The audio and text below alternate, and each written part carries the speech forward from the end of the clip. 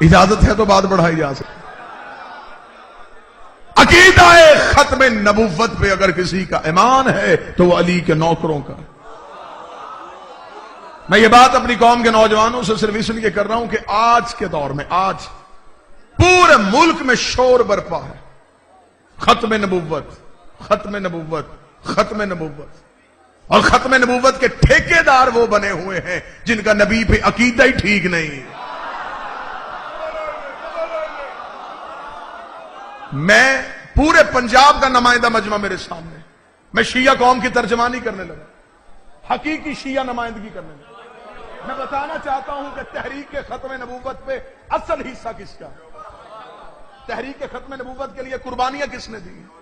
ختم نبوت پہ اگر کوئی بات کر سکتا ہے, میں پارلیمنٹ ہاؤس میں بیٹھے ہوئے مولویوں سے لے کے علماء بورڈ تک بیٹھے ہوئے مولوی سے کہہ رہا ہوں, قادیانیوں کے مرزئیوں کے مقابلے پہ اکیلے نہ جانا.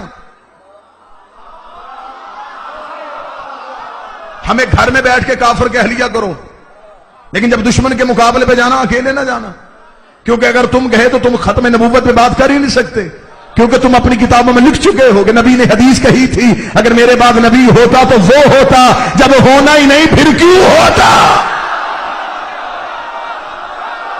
بولے میری قوم کا نوجوان میرے ساتھ بولے. تم نے اپنی کتابوں میں یہ حدیث لکھی کہ حدیث ہے رسول کی کہ اگر میرے بعد نبی ہوتے تو فلاں ہوتے. ختم نبوت پہ بات کیسے کرو گے؟ مرزئی تمہارے سامنے تمہاری کتابیں رکھ دے گا, وہ کہے گا تم کیسے بات کرتے ہو, تمہاری کتابوں میں نبی کے بعد نبی آنے کی گنجائش ہے. ہم محمد رسول اللہ کے بعد علی ولی اللہ پڑھتے ہیں تاکہ دنیا کو بتائیں کہ نبوت آج بھی علی ولی اللہ کی وجہ سے محفوظ ہے. اور میری قوم کے حافظے اتنے کمزور نہیں ہے. جب ذوالفقار علی بھٹو کے دور میں میری قوم کے نوجوانوں تک یہ فکر پہنچانا چاہتا ہوں, بزرگوں کے ذہنوں میں یہ تصویر پہلے سے موجود ہے. جب ذوالفقار علی بھٹو کے دور پہ لیاقت بھائی مرزا ناصر نے, اس دور کے مرزئیوں کے رہنما نے, اخبارات میں مناظرے کا چیلنج کیا تھا کہ مسلمانوں ہمارے بچے یتیم نہ کرو, ہمارے گھر نہ جلاؤ, ہماری بستیوں کو آگ نہ لگاؤ, ہمارے ساتھ بحث کرو, ہم تمہیں کتابوں سے ثابت کریں گے تمہارے نبی کے بعد نبی آنے کی گنجائش ہے. تمہارے پورے ملک میں ایسے خاموشی تھی جیسے خندق کے میدان میں تھی. میں شیعہ قوم کی تاریخ سنانے لگا ہوں لاہور میں کھڑا ہو کے, سارے مولوی اکٹھے ہو کے اسی شہر لاہور میں آغا شورش کاشمیری کے پاس آئے. اس دور کے اہل سنت کا جید نام تھا. انہوں نے آگے کہا آغا شورش کاشمیری مرزا ناصر روزانہ اخبارات میں مناظرے کا چیلنج کر رہا ہے. تو اس نے کہا چیلنج کر رہا ہے تو پھر آپ مولویاں کریں مناظرہ. انہوں نے کہا نہیں جی ہم قاری ہیں, حافظ ہیں, بات مناظرے کی ہے, شیعوں کا اسماعیل بلاؤ. جوان سر اٹھائے, میں مذہب کی تاریخ سناؤں تمہیں, میں بتاؤں ہمارے مذہب کی حقانیت کیا ہے. بات مناظرے کی ہے, مبلغ اعظم مولانا اسماعیل کو بلانا پڑے گا.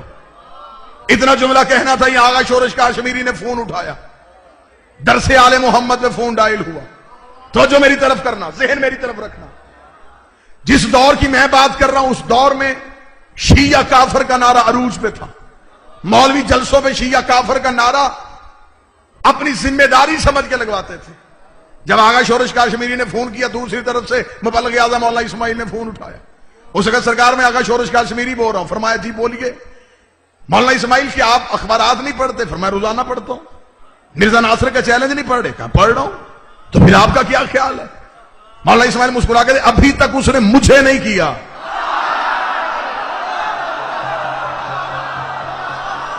رات کے اس پہر میں جو عقیدہ سننا چاہتے اس نے ابھی تک مجھے چیلنج نہیں کیا. جب مجھے چیلنج کرے گا میں کسی سے پوچھوں گا نہیں. اس نے کہا جی یہ سارے علماء کرام اکٹھے ہو کے میرے پاس آئے ہوئے ہیں, لاہور میں بیٹھے ہوئے ہیں, اور یہ کہہ رہے ہیں کہ قبلہ مبلغ اعظم مولانا اسماعیل صاحب کی علمی خدمات سے فائدہ اٹھایا جائے. آخر مولانا اسماعیل کی بڑی علمی خدمات ہے. اب میں جملہ بھی پڑھوں گا اور چہرے پڑھوں گا کہ یہ جملہ کس کس چہرے پہ اثر کیا ہے اور کس کس سر کے اوپر سے گزر گیا. جب اس نے کہا نا آغا شورش کاشمیری نے, میں نے جو لفظ پہلے کا وہ بات ذہن میں رکھیے گا, شیعہ کافر کا نعرہ عروج پہ تھا. اس نے کہا یہ سارے مولوی کہہ رہے ہیں کہ مولانا اسماعیل کی علمی خدمات حاصل کرنی پڑے گی. قبلہ اسماعیل نے کہکا لگایا. شورش کاشمیری نے کہا آپ مسکرا کیوں رہے ہیں؟ قبلہ نے کہا پہلے ان علماء کرام سے ایک بات پہ فتویٰ تو لے کے دے, ان سے اتنا پوچھ اسلام نے کافر سے مدد مانگنا جائز ہے؟ ہائے ہائے، کیا مذہب اسلام نے کافر سے مدد مانگنا جائز؟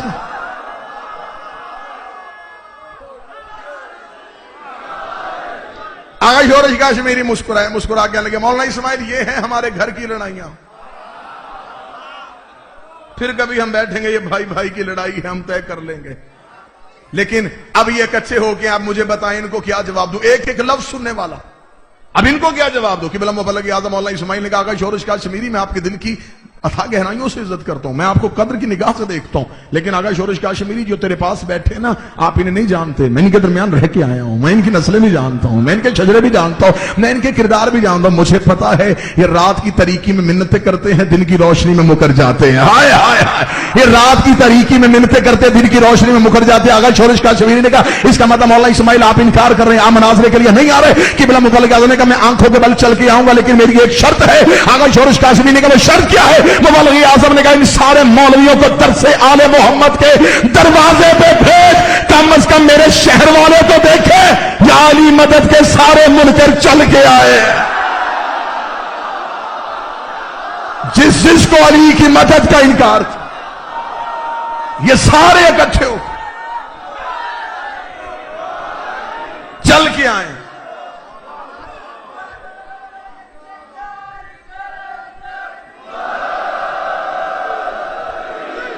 تاریخ سناؤں تمہیں ختم نبوت کی، یہ تاریخ اپنے ذہنوں میں محفوظ رکھو تاکہ آج کے دور میں تم جواب دے سکو کہ ختم نبوت پہ اگر کوئی قربانی ہے تو ہماری ہے۔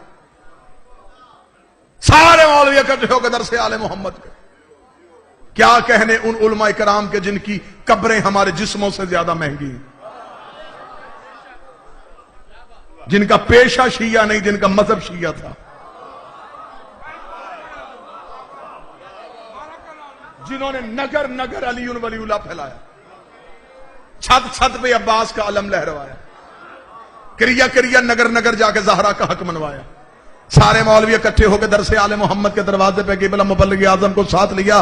رات کے اس پہر میں اتنا تھکا ہوا مجمع اگر یوں عقیدہ سنے گا تو پھر آپ کی اس عقیدے کی بلندی کو دیکھ کے میں جملہ کہنے لگا ہوں۔ سارے مولوی اکٹھے ہو کے قبلہ مبلغ اعظم اسماعیل کو ساتھ لے کے چل پڑے۔ پارلیمنٹ ہاؤس میں مناظرہ تھا، ججز، وکلا، دانشور، منسٹر یہ سارے کے سارے بیٹھے انتظار کر رہے تھے۔ سارے کے سارے مولوی سامنے کرسیوں میں بیٹھے ہوئے تھے۔ میں گھڑے میں منہ دے کے نہیں، کسی دیہات میں بات نہیں کر رہا، لاہور شہر کے مرکز میں لاؤڈ سپیکر پہ اپنی اتنی قوم کو گواہ بنا کے ویڈیو کیمرے کی موجودگی میں اپنے لفظ ریکارڈ کروا رہا ہوں۔ جہاں تک میں لفظ پہنچانا چاہتا ہوں مجھے یقین ہے یہ لفظ وہاں تک پہنچیں گی، جن کانوں کی سماعتوں تک میں ٹکرانا چاہتا ہوں ان سماعتوں تک ٹکرائیں گے بھی۔ جب مبلغ اعظم کو ساتھ لے کے گئے اس وقت پارلیمنٹ ہاؤس میں مرزا ناصر آگے ایک ٹیبل پہ بڑی بڑی کتابیں رکھ کے مرزا ناصر بیٹھا مولویوں کے چہرے دیکھ رہا تھا اور ان سے کہہ رہا اٹھتے کیوں نہیں، مناظرہ کیوں نہیں کرتے، بات کیوں نہیں کرتے؟ سارے مولوی کہہ رہے ہمیں کسی کا انتظار ہے، کوئی آ رہا ہے۔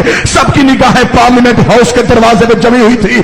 شاید بزرگوں کے ذہنوں میں وہ تصویر آج بھی موجود ہو، وہ میری ہاتھ تائید کے لیے اٹھائیں گے۔ سب کی نگاہیں پارلیمنٹ ہاؤس کے دروازے پہ تھی۔ جب پارلیمنٹ ہاؤس کا دروازہ کھلا مبلغ اعظم کے سر پہ کلا، پیچھے شاگردوں کے سروں پہ کتابوں کے وقت سے علی کا نوکر اس جلال سے پارلیمنٹ ہاؤس میں آیا جیسے دربار میں مختار داخل ہوا تھا، اس جلال کے ساتھ مبلغ اعظم کا داخل ہو رہا تھا۔ سارے مولوی خوشی میں اٹھ کے کھڑے ہوئے۔ مرزا ناصر نے اپنی کرسی چھوڑی، قبلہ اسماعیل کے سینے پہ ہاتھ رکھا، ہاتھ لگا اسماعیل آپ کیوں آ گئے ہیں، آپ کیوں آ گئے ہیں؟ فرمایا تجھے چیلنج کیا تھا، اس نے تجھے غلط فہمی ہو گئی، میں نے مسلمانوں کو کیا تھا مومنوں کو نہیں کیا تھا۔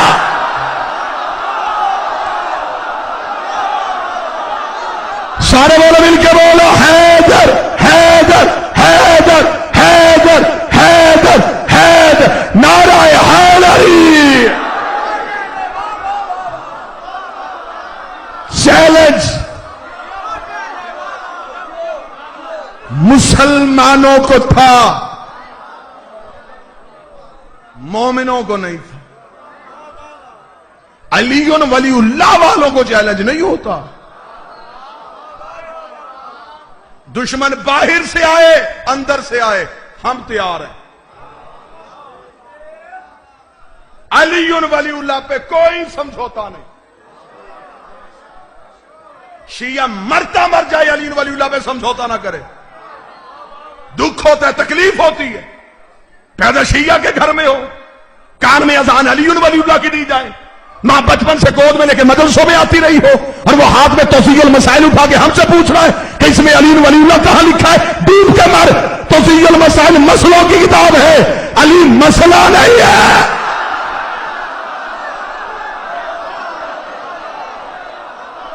علی حقیقت قاہرہ کا نام ہے۔ مرتا مر سکتا ہے شیعہ، علی ولی اللہ پہ سمجھوتا نہیں کر سکتا۔ میری تائید آپ کریں گے تو میں جملہ ادا کروں گا۔ علی ولی اللہ پہ کوئی سمجھوتا نہیں، عزاداری حسین پہ کوئی سمجھوتا نہیں، ماتم شبیر پہ کوئی سمجھوتا نہیں، حرمت سادات پہ کوئی سمجھوتا نہیں۔ وہ قومیں برباد ہو جاتی ہیں جو اپنا تشخص چھوڑ دیتی ہیں۔ علی ولی اللہ تمہاری پہچان ہے۔ پیچھے نظر دوڑا کے دیکھو کہ ہمارے بزرگوں نے ولایت علی کو بچانے کے لیے قیمتیں کیا کیا دی۔ لیاقت بھائی مجھے جملہ قبلہ مبلغ اعظم کا اگلا جملہ میں مجھے ابھی یاد ہے، میں قبلہ مبلغ اعظم کا دوں۔ لودرا میں مناظرے کا موضوع جنازہ رسول حق بطول۔ سر نہ ہلانا، زبان سے بات کرنا۔ جنازہ رسول حق بطول، رسول کا جنازہ کس نے پڑھا، کس نے چھوڑا، بی بی کا حق کس نے نہیں دیا۔ ان دو موضوعات پہ مناظرہ تھا۔ قبلہ مبلغ اعظم مولا اسماعیل مناظرہ کر رہے تھے، سامنے مولوی بدل کے آتے رہے، ایک مولوی تھک جائے دوسرا آ جائے، وہ تھک جائے تیسرا آ جائے، ادھر اکیلے مولا اسماعیل بیٹھے، کتابوں کا ڈھیر سامنے رکھا۔ لطف لینے والی بات ہے، سامنے کتابوں کا ڈھیر ہے۔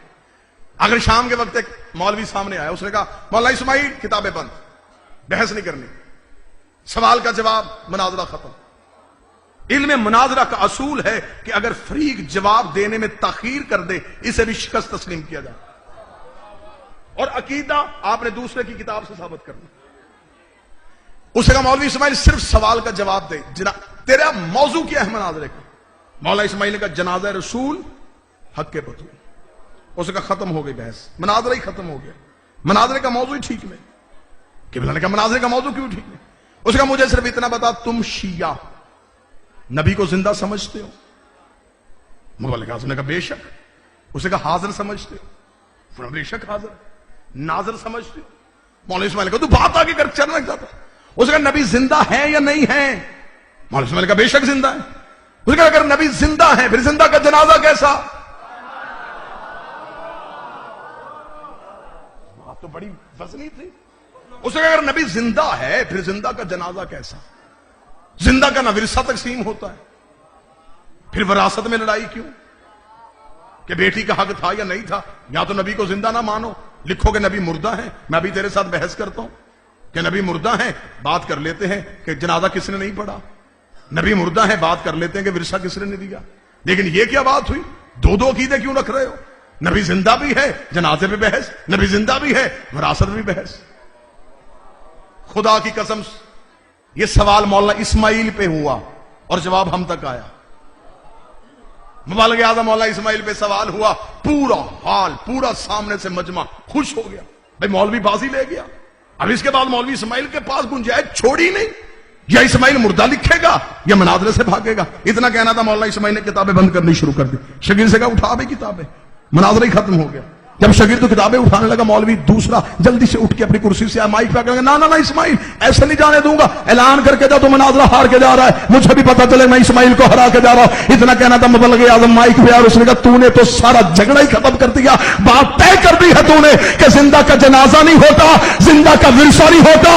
یہ کہہ کے اسماعیل نے گردن سے پکڑ کے مائک کے سامنے لائے، لا کا ایک اعلان تو بھی کر کے جا، زندہ کے خلیفے بھی کوئی نہیں ہوتا۔ بات پھر پوری کر کے ہمیں فخر ہے کہ ہمارے پاس علی ولی اللہ